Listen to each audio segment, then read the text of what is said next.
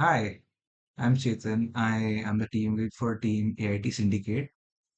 We have submitted a solution in problem statement 25042. The problem statement is identifying taxonomy and assessing biodiversity based upon eDNA dataset. eDNA is environmental DNA. I wanted to present you the solution which we have built and the problem which we are facing presently. Our goal here is to identify biodiversity from raw sequence read datasets. And what we have built is a hybrid workflow which combines classical bioinformatics tools like BLASTn and research with deep learning, clustering, and even helps us discover unknown species. So, firstly, I'll give you a little bit of problem background. So, eDNA comes from trace genetic material that is left behind in the environment like seawater. So, scientists sequence this DNA to monitor biodiversity without harming the organisms. So basically, it's a non-invasive method of finding out different DNA and find out the biodiversity in an area. But there are some big challenges in this. Firstly, there are gaps in reference database. That is, many of the reads which we do from all of this eDNA, they remain unclassified because there are big gaps in database. Other than that, there are misclassifications and ambiguous hits, basically giving us that we do not know what kind of species this DNA read is. And then there is the fact that the sheer amount of data is very large, which makes the computation slow. So for all of these problems, we have built a solution which is a hybrid AI plus reference-based pipeline that balances accuracy plus discovery. We have balanced these so that we do not only focus upon the accuracy, which will hamper the speed, and not only just for discovery, which will hamper the accuracy. So we have balanced both of these in order to find out an optimal solution. So I'll go right into it, show you the technical approach, show you the problem and everything through the PPT which we have submitted and the technical solution as well. We have done the code and everything. We have built a POC out of it. So I'll be showing you that as well. Yes. So this is a PPT. Our problem statement is 25042. We have named that project EcoLens because we'll be finding out different hidden taxas and everything. So our idea of solution is firstly we'll building a AI-powered pipeline for environmental data analysis.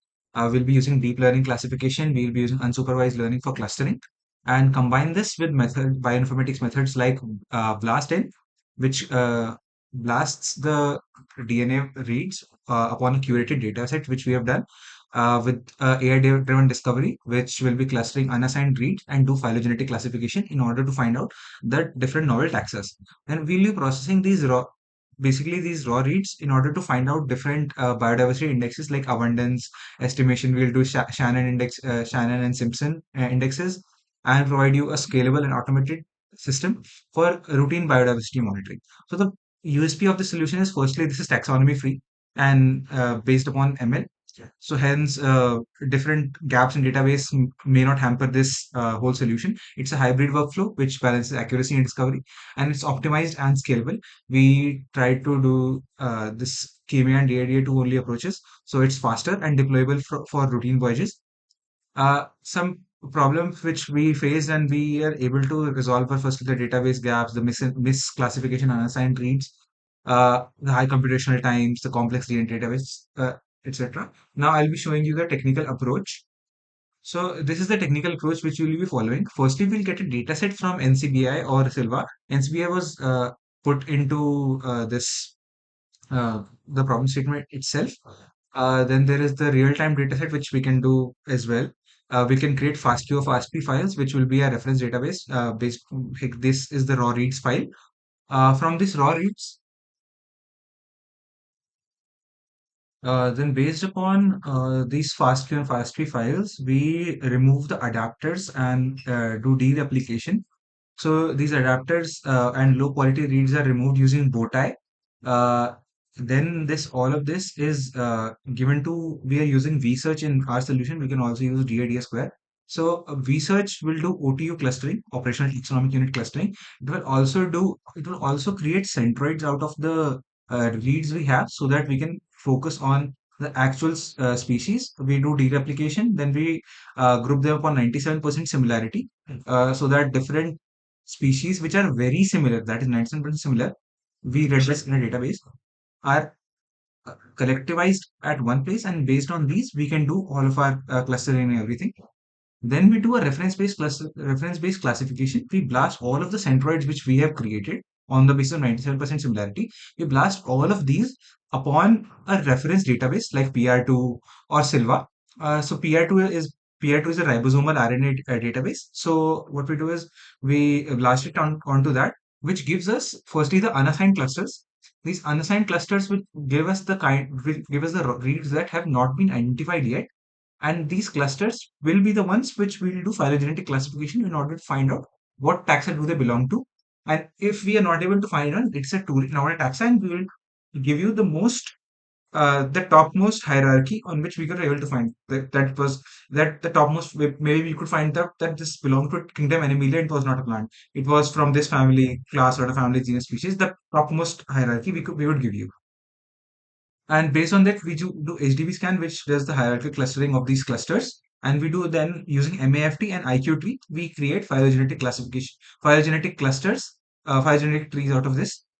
Then we are able to give you, based upon these DNA reads and everything, we will be giving you the different diversity indexes, like Shannon index and Simpson indexes, alpha, beta, biodiversity, heat maps, and everything.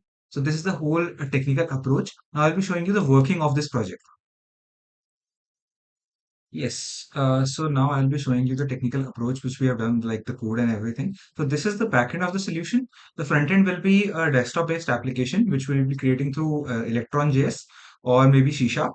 Right now we have not focused on that. Right now we have created a web interface for that. This is the backend of the solution. It is based upon Python scripts with ML models. Then there is a Bash script which has all the commands which will be running on a sequencing. Like you can see, this is a data set we took from NCBI's website. What this has is this is a deep sea eDNA data set, which is actually being asked in a problem statement. So it has a lot of raw reads. These raw reads are the ones which will be processing. So let's start with this. So this is a database. This is a faster database which we'll be using to blast it. This is a 18S RNA ribosomal database. So let's start. So firstly, what we do is we copy all of this database we have, the raw reads, into a reads.fasta, so that we can process this and not hamper the original version. After this, we dereplicate it. Dereplication, because there may be multiple copies of single DNA, so we have to dereplicate it. So we dereplicate it. This creates this derep.fasta. This dereplicates all of the DNAs, all of the RNAs. Then what it does is, based on 97% similarity, it clusters them. So here clustering happened, and it will create centroids. Centroids will be this center point of different uh, raw reads, which may have a 97% similarity. We got this from a history, but that is why we have put in 97% similarity. After this dereplicated dot FASTA, what we do is we created BLASTdb of the PR2 ribosomal DNA, so that we can blast all of these centroids onto this ribosomal RNA database. So this will create a database out of this. This is the database files which we'll be using. This is created out of this FASTA file. So once we have this, we will blast this whole the dereplicated RNA database onto this the database which we have created.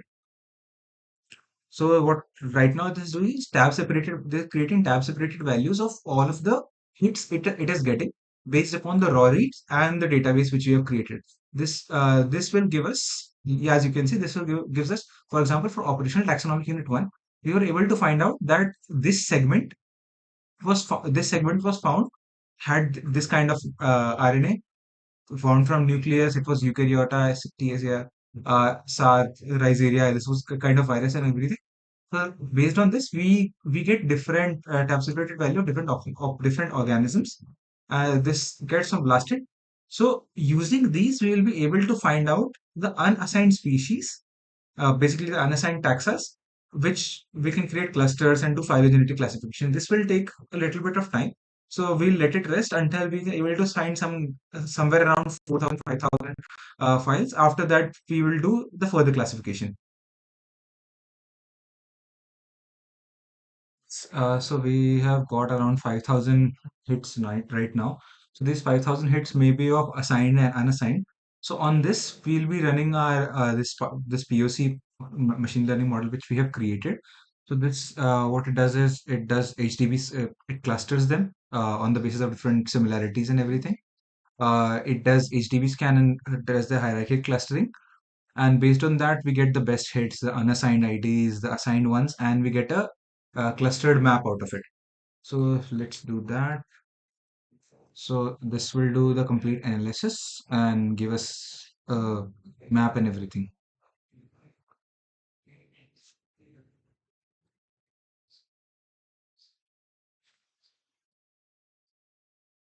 So this has created a best hits file.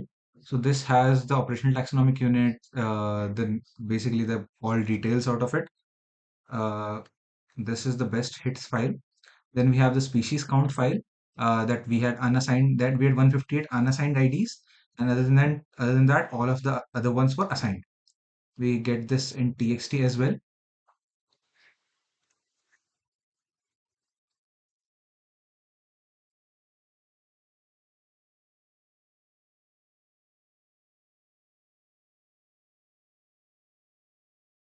So based upon that, we got this cluster map.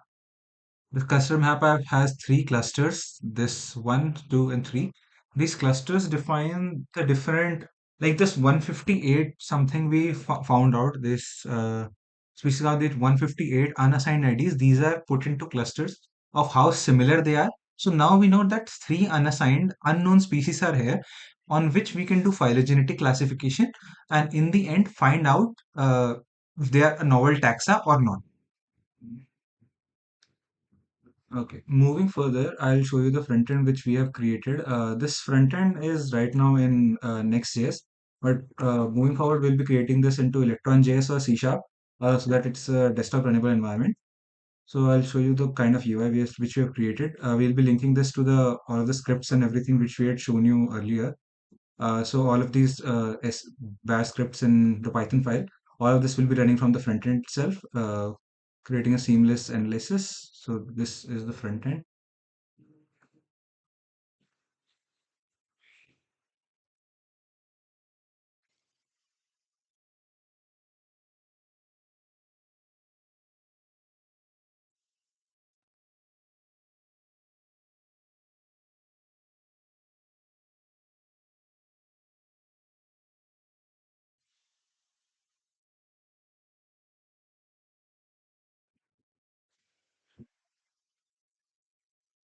Yes, so this is the front end we've created. In this, you will get the kind of samples you have processed, the number of samples, the different type of taxa identified, the different novel species, and the processing time. Uh, so the workflow of this will be firstly, you will have to upload the data file. For example, the SSR2721344 file which we were using earlier. So you will have to put this here. It will work through multi. This multi will take on all of these files and put it in the script which you have made. You'll have to provide sample metadata based upon if you need a more specialized analysis. For example, you need it for 18S RNA or 16S RNA or COI or something. Then you have to put in the sample metadata that you are looking for this kind of data. Otherwise, you can just add in custom or something or not. If you do not add anything, then what it will do is it will just reference it to all of the database which we have provided, which will take a little bit of more time, but it will get you the results. Then this is the hardware of basically the hardware usage and everything, the GPU usage, memory, storage, and everything. Uh, this gives us the kind of performance our models are giving, the kind of database which we are queuing in a queue, the settings of it. Here you get the results of the analysis that if the different reads of the samples, which what they resemble more if they were more arthropoda, mollusca, and later different kinds of different kind of kingdoms. Then the diversity index, alpha beta diversity, Shannon Simpson indexes. You get different novel taxas. Then you get the taxonomic classification through the phylogenetic tree which we had created. This phylogenetic tree will have, if it was more of an animalia and in that it was Nidaria or arthropoda or something, different sequences which we had put in. And in the end, these biodiversity index are shown in this way with all of the metrics. All of this goes into large language model which we have implemented, and gives you AI generated reports from CSV, JSON, Excel, whatever you want. Say you want a PDF report, it will create a simpler language report which people who do not have much technical expertise can even understand. So this is the whole technical walkthrough of the tool which we have created, the front end and the back end. Okay, so apart from this whole technical approach, which we showed you through the code, we have the feasibility and the viability of the solution. Firstly, this solution is very feasible because of the different kind of database that are available itself in the NCBI database. There are established bioinformatics tools which can be used in order to ensure that we have reliable pre-processing and classification. The AML frameworks which we have created are already ready to be put in place. This is scalable because the models are comparatively simpler. The kind of workflows which we have used make this whole solution very scalable. There are some potential risks and challenges like the gaps in the database, but different if we reference all of the reads that we've got through different database, this database gaps and high data vol this database gaps can be tackled. This high data volume is basically in computational overhead. We can tackle this through applying multiple data simplification techniques, PCAs, and everything. We will be using a reference-based and ML taxonomy-free methods, which will overcome these challenges. We have quality control filters, which focus on that we get good results and not just any random reads. We are using an embedding-based search, which improves speed mm, to like 4 or 5x of the normal reference-based approach, which we were using earlier. Then we do phylogenetic classification, which checks basically the novel taxas. This was the feasibility and viability. Then we have the impact and benefits. Obviously, the impact of this problem statement is a lot because it's a non-invasive eDNA analysis, and hence saves upon the different investments on the infrastructure that needs to be done. It enables the detection of rare and cryptic different species and helps us in early conservation actions. It has a social impact of encouraging class, for example, encouraging collaboration between scientists and uh, helps in research and monitoring. And the most of all, the economic benefit of not having to invest in infrastructure and surveys and using uh, the analysis that has been done earlier in order to find out different novel taxas. This is the research which we have done of different research papers, and these are the tools which we have used. Yeah, so this was our complete solution with the whole AI-powered biodiversity pipeline blending in BLASTn, research, deep learning, and all of the requirements that were given in the problem statements. We have included all of them, and we were able to solve most of it. The only part that is left is integrating and orchestration of the whole backend and frontend. Backend and frontend we have tackled individually. The whole orchestration we will complete in the hackathon itself. That was it. Thank you.